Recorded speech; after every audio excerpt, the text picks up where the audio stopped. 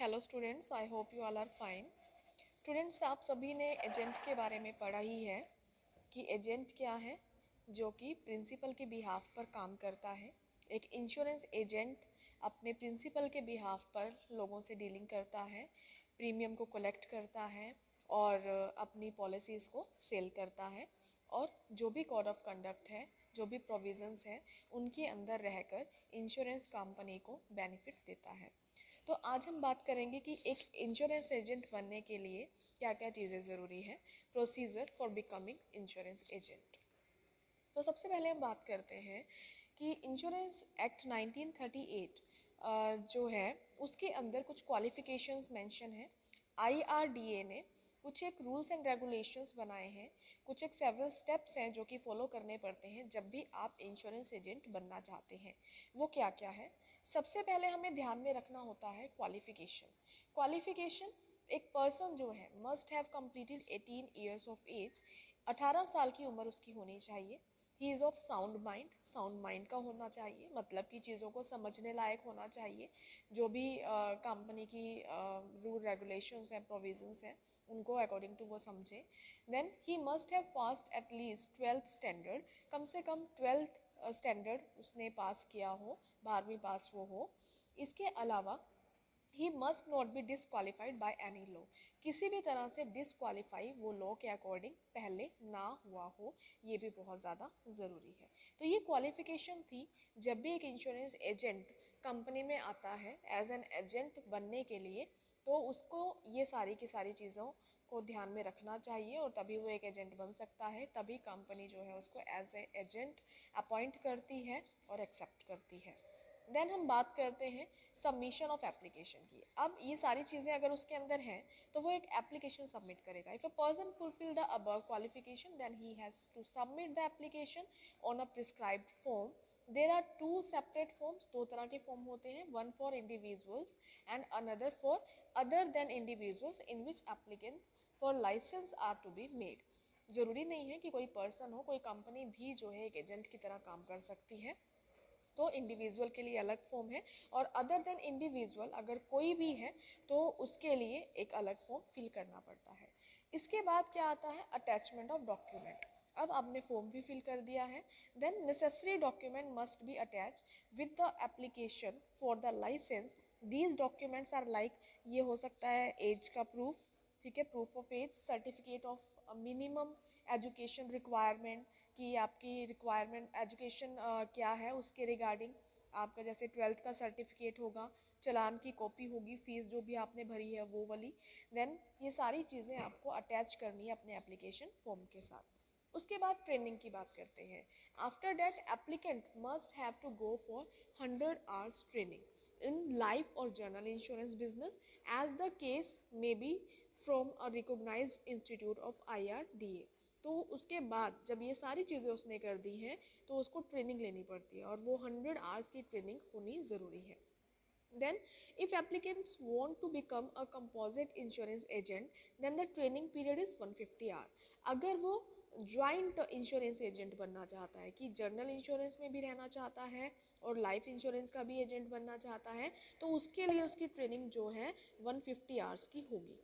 Then उसके बाद वो क्या करेगा कि जो ट्रेनिंग है was not compulsory, but now before getting a licence to an insurance agent applicant has to go for compulsory training. पहले आईआरडीए की तरफ से ये ज़रूरी नहीं था कि उसको कंपल्सरी ट्रेनिंग लेनी ही लेनी है, लेकिन उसके बाद अब ये कंपल्सरी हो चुका है। आज की डेट में ये कंपल्सरी है कि उसको ट्रेनिंग लेनी बहुत ज़्यादा ज़रूरी है। और मेन पर्पज़ क्या है ट्रेनिंग का?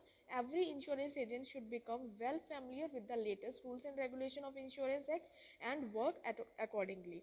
तो ये ज़रूरी है कि जो भी लेटेस्ट रूल्स एंड रेगुलेशंस है, जो भी चेंजेस हुए हैं प्रोविजंस के अंदर, वो सारे के सारे उसको पता हो और वो अपना काम जो है उनके अकॉर्डिंग करे, इसीलिए उसको ट्रेनिंग दी जाती है। देन अब उसने ट्रेनिंग भी ले ली है, अब उसको क्या करना होगा? टेस्ट।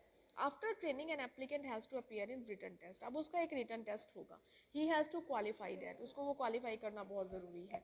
देन आता है इंश्योरेंस ऑफ लाइसेंस। अब लाइसेंस मिलने की बारी है। If applicant applies qualifies the test, in that case licence of insurance agent is issued by the company as per IRDA is norms. तो यहाँ पे कहा गया है कि इंश्योरेंस एजेंट को उसके बाद एक लाइसेंस दिया जाता है अगर वो सब कुछ क्लियर कर देते हैं, उसके डॉक्यूमेंट भी वेरीफाई हो चुके हैं, सब कुछ सही है और उसने एग्ज़ाम भी क्वालिफाई कर लिया है, अब उसको लाइसेंस मिल जाता है। और after getting licence applicant become authorised insurance agent, और उसके बाद एक एथोराइज्ड इंश्योरेंस एजेंट बनने के बाद वो अपना काम जो है इंश्योरेंस बिजनेस कर सकता है इजीली। तो ये तो था कुछ क्वालिफिकेशंस जो कि ध्यान में रखना ज़रूरी है। अब बात करते हैं लाइसेंस के बारे में ही। ड्यूरेशन ऑफ लाइसेंस क्या रहेगी? लाइसेंस अगर एक बार इशू कर दिया जाता है तो वो वैलिड रहता है 3 साल तक। By obtaining that licence a person can act as an agent, और जब उसको लाइसेंस मिल जाता है उसके बाद ही वो इंश्योरेंस एजेंट बन जाता है। Then it can be renewed by depositing ₹250। आप एक फ़ीस जो है 250 रुपये की भर कर उसको रिन्यू भी करा सकते हैं। देन यहाँ पे बताया गया है कि जो रिन्यूअल पीरियड है वो जो भी वहाँ पे डेट मेंशन की जाएगी उसके 30 दिन के अंदर अंदर आपको करना होगा। जैसे आज आपका लाइसेंस एक्सपायर हुआ है तो उसके बाद उन्होंने 15 डेज़ या 30 डेज़ की आपको टाइम पीरियड दे रखा है, तो उसके अंदर अंदर ही आपको उसको रिन्यू कराना है। अगर आप नहीं कराते तो उसके लिए आपको एडिशनल फीस ₹100 देनी पड़ेगी लेट एप्लीकेशन के लिए। देन अगर वो टाइम निकल जाता है, वो टाइम भी निकल जाता है जो कि उन्होंने मेंशन किया हुआ है, तो आपका जो लाइसेंस है वो एक्सपायर हो जाएगा। If application is made after the date of expiry of license, in that case additional fees, और जब वो टाइम पीरियड जो कि उन्होंने पहले दिया हुआ था वो भी एक्सपायर हो चुका है तो आपको ₹1000 पे करने होंगे। देन आपका कंपनी दोबारा से एक लाइसेंस रिन्यू करेगी। तो ये था ड्यूरेशन ऑफ लाइसेंस कि 3 साल तक के लिए वैलिड रहता है, उसके बाद आपको रिन्यू कराना होगा ₹250 देकर। देन 30 डेज़ का टाइम पीरियड है, उसके अंदर अंदर आपको कराना होगा। अगर आप नहीं कराते तो आपको एक्स्ट्रा पेमेंट चार्ज करनी पड़ेगी। If applicant of renewal of license is made after expiry of license, it would be generally refused, और ये सब टाइम पीरियड ख़त्म हो जाने के बाद जो लाइसेंस है वो ऑटोमेटिकली रिफ्यूज़ कर दिया जाता है। But if authority is satisfied with the reasons by given by the agent, then licence may be renewed हो भी सकता है, वो कंपनी के ऊपर डिपेंड करता है। अगर एजेंट कोई वैलिड रीज़न दे रहा है कि ये सारा टाइम पीरियड क्यों उससे निकल गया, क्यों वो टाइम पर नहीं अपना लाइसेंस को रिन्यू करा सका, तो ये सारी की सारी चीज़ों को कंपनी जो है देख भी सकती है और उसके बेसिस पर दोबारा से उसका लाइसेंस रिन्यू कर सकती है। It is also compulsory to go for 25 hours training for existing insurance agent, और उसके बाद फिर से उसको दोबारा से ट्रेनिंग लेनी पड़ती है।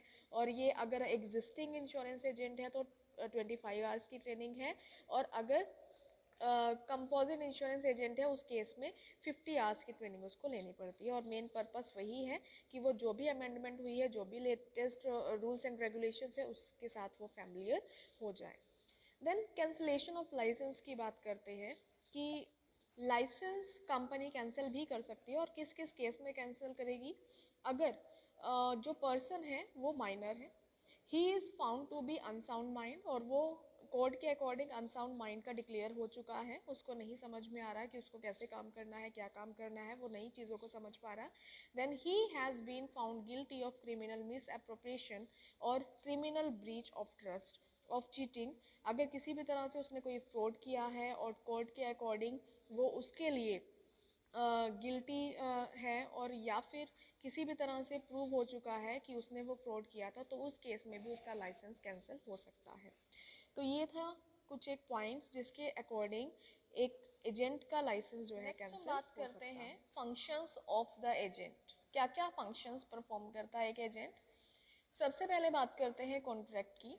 He is to contract prospect for insurance and study their insurance needs and explain them about the suitability of policy according to their needs। तो सबसे पहले उसको क्या करना है, जो भी प्रोस्पेक्ट्स हैं, जो भी पॉलिसी होल्डर्स हैं, पॉलिसी लेने वाले हैं लोग, उनको वो पॉलिसी के बारे में समझाए, उनकी नीड्स के अकॉर्डिंग उनको पॉलिसी को सुजेस्ट करे, और जो भी उनकी नीड्स हैं उनको समझे ध्यान से, उनकी जो भी क्वेरीज है उसको सॉल्व आउट करे, उनके साथ बातचीत करे, उनसे मिले। देन डिस्क्लोजर, एजेंट को उसके बाद क्या करना है, डिस्क्लोज करने चाहिए वो सारे के सारे मटेरियल इन्फॉर्मेशन, फैक्ट्स जो भी है। पॉलिसी होल्डर अगर कोई पॉलिसी लेता है तो उसके मद्देनज़र उसको क्या क्या काम करना पड़ेगा, क्या क्या चीज़ें हैं जिनको ध्यान में रखना पड़ेगा, वो सारी की सारी चीज़ों को डिस्क्लोज करना है प्रोस्पेक्ट के सामने और पॉलिसी होल्डर के सामने। Then necessary arrangement in case of life insurance, अगर लाइफ इंश्योरेंस का केस है तो उसके according he should also make necessary arrangement for medical examination of the prospect. अगर कोई पर्सन अपनी लाइफ इंश्योरेंस पॉलिसी ले रहा है और वो अपनी कोई मेडिकल हेल्थ के ग्राउंड्स पर ले रहा है तो उसके लिए उसको क्या कराना होगा, उसका मेडिकल एग्जामिनेशन कराना होगा। At that time he should proceed the prospect to disclose all the material information about his health to the medical officer, और जो भी प्रोस्पेक्ट है उसको सारी की सारी इंफॉर्मेशन अपने हेल्थ के बारे में मेडिकल ऑफिसर को बतानी होगी।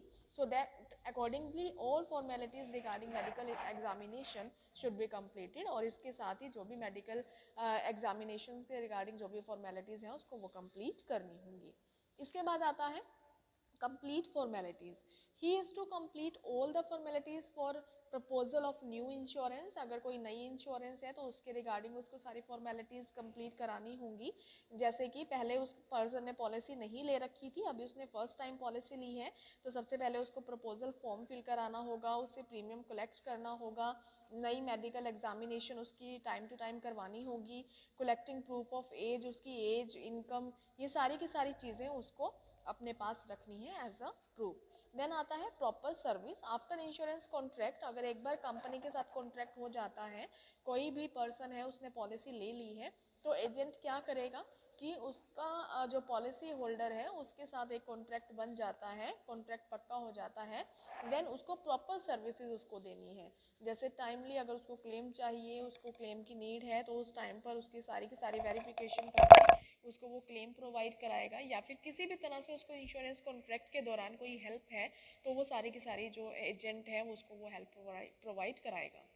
Then keep in touch after selling the new insurance policy, अगर कंपनी की पॉलिसी वो सेल करता है, नई पॉलिसी उसने दी है तो प्रीमियम भी उसको टाइमली कलेक्ट करना है विदाउट एनी डिले, और जो भी एजेंट जो भी पॉलिसी होल्डर है उसकी जो भी रिक्वायरमेंट्स है उनको ध्यान में रखें, उसके टच में रहे, अगर किसी भी तरह की उनको नीड है तो वो साथ के साथ वो नीड फुलफिल कर दे।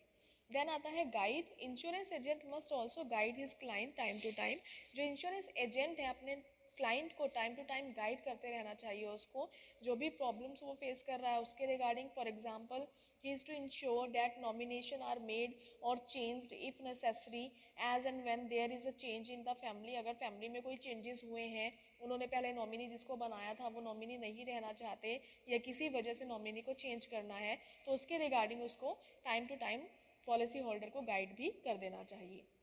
देन आता है promote goodwill, he is to assist the policy holders in case they need any loan under the policy or want to make an assignment. These services are provided to promote goodwill and to strengthen the relation between the agent and the policy holder. तो policy holder को assist करना बहुत ज़रूरी है time to time पर कि क्या चीज़ें उसके लिए ज़रूरी हैं और क्या नहीं। इससे क्या होगा कि दोनों के आपस में रिलेशन अच्छा होगा, रिलेशन अच्छा होगा तो ऑटोमेटिकली कंपनी की गुडविल भी अच्छी होगी, एजेंट का नाम भी होगा, प्रिंसिपल का भी नाम होगा, तो दोनों की गुडविल भी अच्छी होगी। देन हेल्पफुल इन सेटलमेंट, जो भी क्लेम को सेटलमेंट के जो भी प्रोसीजर्स हैं वो टाइमली इन्फॉर्म करें पॉलिसी होल्डर को, वो सारे के सारे डॉक्यूमेंट्स जो भी रिक्वायर्ड हैं क्लेम के टाइम पर उसमें भी वो एविडेंसेस कलेक्ट करने में हेल्प कर सकता है पॉलिसी होल्डर की, जिससे पॉलिसी होल्डर को भी काफ़ी ज़्यादा बेनिफिट मिले और किसी भी तरह से कोई नुकसान ना हो। लास्ट बात करते हैं टू बी वेल फैमिलियर होना चाहिए इंश्योरेंस एजेंट को, किससे, लेटेस्ट रूल्स एंड रेगुलेशन से। अगर इंश्योरेंस एजेंट को ही लेटेस्ट रूल्स एंड रेगुलेशंस का नहीं पता होगा तो वो अकॉर्डिंगली काम नहीं कर पाएगा।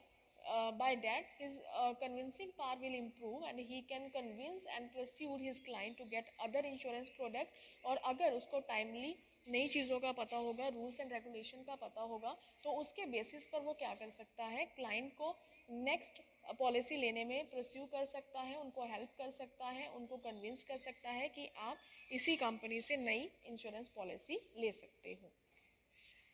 आई होप आपको ये टॉपिक समझ में आया होगा। Thank you so much.